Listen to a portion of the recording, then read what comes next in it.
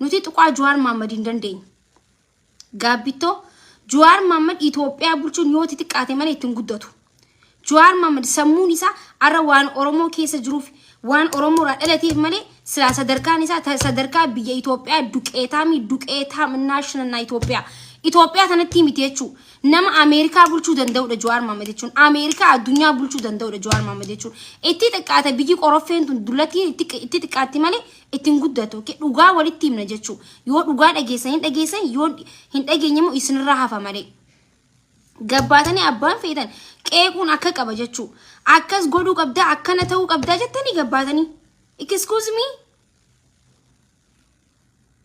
Na dhibaabar annam tokko. Gaafa Jawaar hidhamu wanta kan goone jechuudha. Wanta kitti osoo hin godhin wanta ka osoo hin jahin wallahi laazim.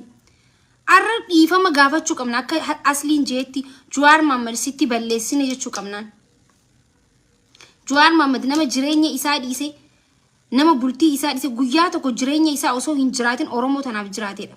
Meeqa osoo arrabsu meeqa osoo itti iyyuu nama asgeedha Jawaar Mohammed jechuun.